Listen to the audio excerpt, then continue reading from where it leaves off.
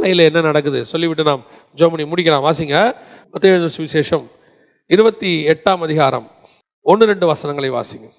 ஓய்வு நாள் முடிந்து வாரத்தின் முதலாம் நாள் விடிந்து வருகையில் மகதலேனா மரியாளும் மற்ற மரியாளும் கல்லறையை பார்க்க வந்தார்கள். அப்பொழுது பூமி மிகவும் அதிரும்படி கர்த்தருடைய தூதன் வானத்தில் இருந்து இறங்கி வந்து வாசலில் இருந்த கல்லை புரட்டி தள்ளி அதன் மேல் உட்கார்ந்தான். யோசித்து பாருங்களேன், விடிந்து வருகையில், ஏர்லி மார்னிங், காலையில இருட்டோட. இன்னொரு காஸ்பல்ல இருக்குது, இருட்டோட காலையில ஏர்லி மார்னிங் எங்க ஓடுறாங்க? கல்லறைக்கு ஓடுறாங்க. ஓடும்போது வசனம் சொல்லுது, ஒரு தூதன் இறங்கி கல்லை புரட்டி போட்டார். இப்போ இயேசு கிறிஸ்து 3 நாள் முன்னாடியே, 3 நாள் இரவும் பகலும் பூமியின் வயிற்றில் இருப்பார். 3 நாள் இரவும் பகலும் இருந்துட்டார். இது அந்த ஓய்வு நாள் முடிஞ்சு அந்த வாரத்தின் முதலாம் நாள் அப்படின்னு இருக்குது. அந்த விடிந்து வருகையில் 3 days ஓவர். வியாழன் வெள்ளி சனி முடிஞ்சிருச்சு. ஞாயிற்றுக்கிழமை காலையில், நம்ம புரிதலுக்காக சொல்கிறேன், ஞாயிற்றுக்கிழமை ஏர்லி மார்னிங் போகும்போது வசனம் சொல்லுது, இயேசு அந்த என்னைக்கு சிலுவையில் அறையப்பட்டாரோ அன்னைக்கே காவலுள்ள ஆவிகளுக்கு போய் பிரசங்கம் பண்ண போயிட்டார் கீழே. நீங்கள் நினைக்கக்கூடாது 3 நாளும் டெட் பாடியாக கிடந்தார், ஒன்றும் பேச்சு மூச்சு இல்லாமல் இருந்தார், இயேசு கிறிஸ்துக்கு ஒரு வேலையும் இல்லை, நல்லா ஹாயாக 3 days ரெஸ்ட் எடுத்தார். இல்லை, வசனம், இன்று நீ என்னோடு கூட பரதீசியில் இருப்பாய். ஜீவனுள்ள ஒரு தேசம் அது. அங்கே போயிட்டாரு. இவனை கொண்டு போய் விட்டுட்டு போகிறதுக்கு முன்னாடி இந்த காவலுள்ள ஆவிகளுக்கெல்லாம் பிரசங்கத்தை பண்ணி அவங்களையும் பிக்கப் பண்ணி, வாங்க நம்ம எல்லாம் போவோம். யாரு? மேல் பாதாளத்தில் இருக்கிற பழைய ஏற்பாட்டு பரிசுத்தவான்கள் எல்லாரையும் கூட்டிகிட்டு பாரடைஸுக்கு போயிட்டு அந்த வேலையெல்லாம் முடிச்சு இப்போ இயேசு 3ஆவது நாள் வரார். வரும்போது பார்த்தீங்கன்னா இயேசு இன்னும் படுத்து இருந்து விட்டு வரல. இயேசும் உள்ள வேலை பார்த்தா இருந்திருக்கிறார். ஆனால் வசனம் சொல்லுது, 3ஆம் நாள் விடிந்து வருகையில் கல்லறை திறக்கப்பட்டது, பூமி அதிரும்படி கல்லறை திறக்கப்பட்டது. வசனம் என்ன இருக்கு? வானத்தில் இறங்கி வாசந்த கல்லை புரட்டி தள்ளி அதன் மேல் உட்கார்ந்தான். இதோட அர்த்தம் என்ன தெரியுமா? அதுக்கு முன்னாடி உள்ள அத்தனை காரியத்தையும் கர்த்தர் பூசாக்க போறார். பழையவைகள் எல்லாம் ஒளிஞ்சு போகுது. நியூ விஷயத்தை ஸ்டார்ட் பண்றார். நியூ கவனன்ட், புதிய உடன்படிக்கையை ஸ்டார்ட் பண்ண போறார். பாவ மன்னிப்புக்கு பிறகு பூமி புதுசா இன்னைக்கு தொடங்குது. புரியுதா? ஏதோ சாதாரணமான விஷயம் இல்லை. 4000 வருஷத்தினுடைய பாவத்தை அன்னைக்கு சுமந்து தீர்த்து முடிச்சிட்டார் இயேசு. Everything over. இப்போ புது பூமி பிறக்குது. எப்படி? நல்லா கவனிங்க. எப்படி முதல் 2000 வருஷத்துல தண்ணியில பூமியை கழுவுனார் ஆண்டவர். புரியுதா? கழுவி நியூ புதுசா பூமி அன்னைக்கு ஸ்டார்ட் ஆகிற மாதிரி. அது நோவா காலத்துல பேழையிலேருந்து வெளியே வந்து, நோவா பேழையை விட்டு வெளியே வந்து புது பூமியை ஸ்டார்ட் பண்ற மாதிரி. அது இப்ப இயேசு கல்லறையிலேருந்து வெளியே வந்து புது பூமியை ஸ்டார்ட் பண்றாரு. ஏன்? அப்ப தண்ணியால கழுவினாரு, இப்ப ரத்தத்தால கழுவி முடிச்சிட்டார். நியூ கவர்னன்ட் ஸ்டார்ட் ஆகுது. எப்ப ஸ்டார்ட் ஆகுது தெரியுமா? விடிந்து வருகையில், ஏர்லி மார்னிங்.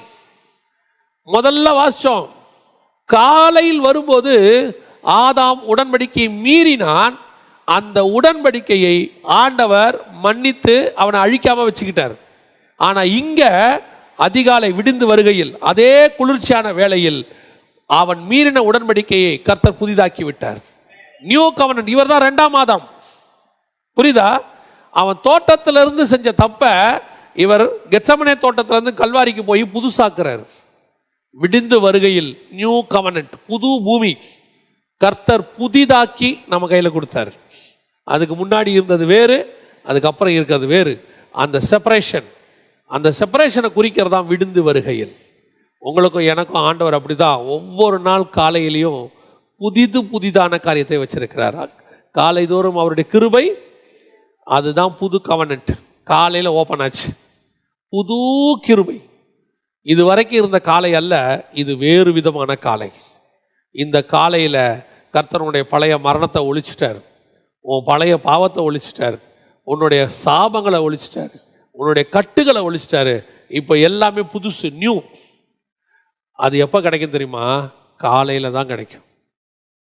அப்போ ஆண்டவர் சொல்றாரு, அந்த காலையில போற மகதலேனா மரியாளுக்கு தான் அது கிடைச்சிச்சு.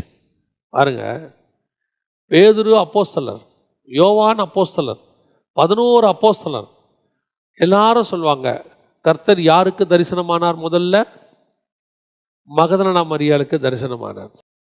மகதலேனா மரியாள் வீட்டில் இருந்து கர்த்தர் போய் மகதலேனா மரியாளை வீட்டில் பார்த்தாரா, இல்லை மகதலேனா மரியாள் கல்லறைக்கு வந்ததுனால கர்த்தர் மகதலேனா மரியாளை பார்த்தாரா?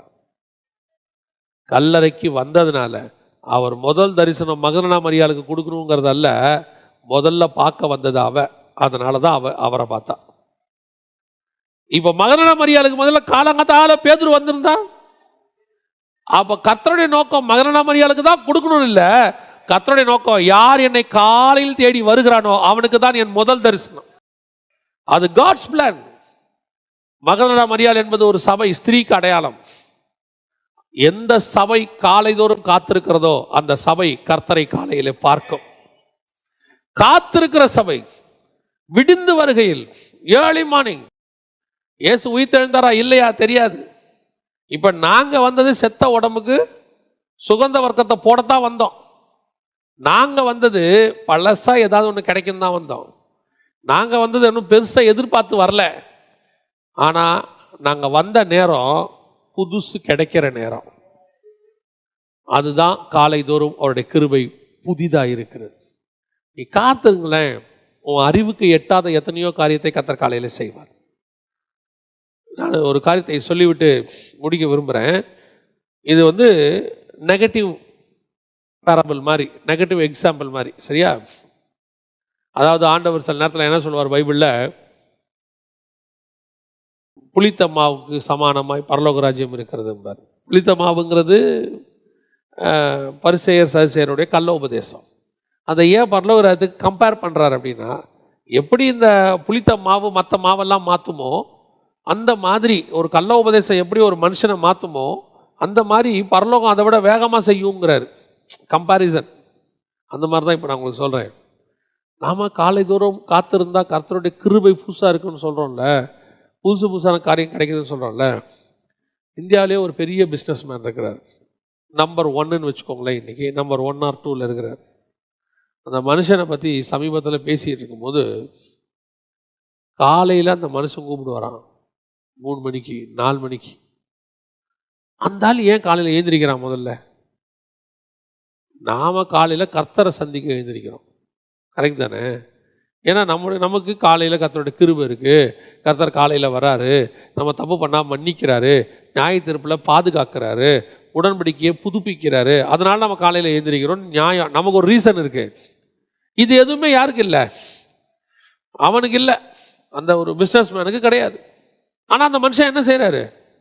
காலையில் எழுந்திரிக்கிறார். எழுந்திரிச்சிட்டு 3 மணி 4 மணிக்கு எழுந்திரிச்சிட்டு திடீர்னு கூப்பிடுவாராம் அவர் அசிஸ்டன்ஸை, வாங்க கொஞ்சம் பேசணும் பாரான்.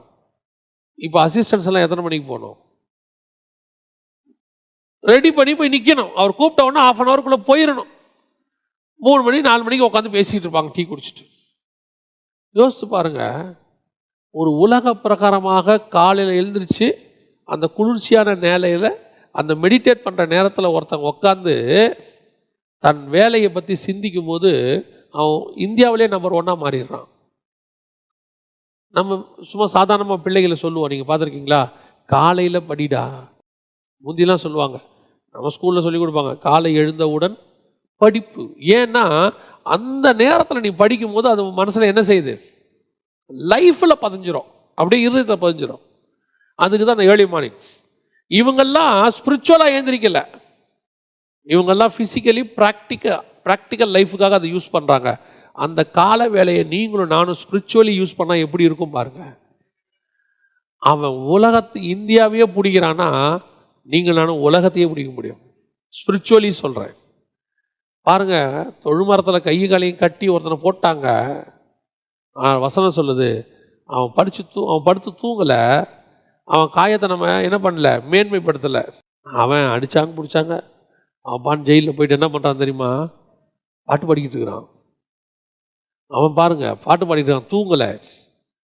பேதுரு ஜெயிலில் தூங்கினாரு, 4 பேர் செத்தான்.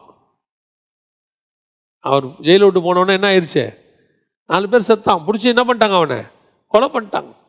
ஆனால் பவுல் சிறைச்சாலையில் துதித்து பாடினா 4 பேர் ரட்சிக்கப்பட்டான். அல்லேலூயா. இதான் முக்கியம். நீ காலையில காத்திருந்து உபத்திரவத்துக்கு மத்தியில ஜெபம் பண்ணி பாரு. கர்த்தர் உன்னுடைய விஷனை உலக விஷனா மாற்றுவார், ஜீவனை கொடுக்குற விஷனா மாற்றிடுவார். இன்னைக்கு நாம ஏர்லி மார்னிங்கை மறந்துட்டோம், ஏர்லி மார்னிங்கை இழந்துட்டோம். காலையில் எழுந்திரிக்காத குடும்பம் உருப்படாது. இல்லைங்க, நாங்கள் லேட்டாக படுக்கிறோம். படுக்காத, 10 மணிக்கு படுங்க. என்ன பண்ண போகிறீங்க? எதுக்கு வாட்ஸ்அப் உட்காந்து பார்த்துக்கிட்டு இருக்கிறீங்க? எதுக்கு உட்காந்து ஃபேஸ்புக் பார்த்துக்கிட்டு இருக்கிறீங்க? எல்லாத்தையும் 10 மணிக்குள்ளே முடிங்க. ஏர்லி மார்னிங் 3 மணிக்கு 4 மணிக்கு எழுந்திரிங்க. எதுக்காக தெரியுமா? நீங்கள் எழுந்திரிக்கிறது உங்களுக்காக மட்டும் இல்லை, உங்களுக்கு வருகிற நியாய தீர்ப்பிலிருந்து தப்பிப்பதற்காக, உங்களுடைய பாவங்களிலிருந்து விடுதலை பெறுவதற்காக, உங்களுக்கு வைத்த ஆசீர்வாதத்தை நீங்கள் புதுப்பித்துக் கொள்வதற்காக. You can get the new கவர்னன்ட். புது உடன்படிக்கையை தேவனிடத்தில் பெற்றுக்கொள்வதற்காக ஆண்டவர் சொல்றாரு, காலை வேளையிலே நீ காத்திரு, அவருடைய கிருபை காலைதோறும் புதிதாக இருக்கிறது.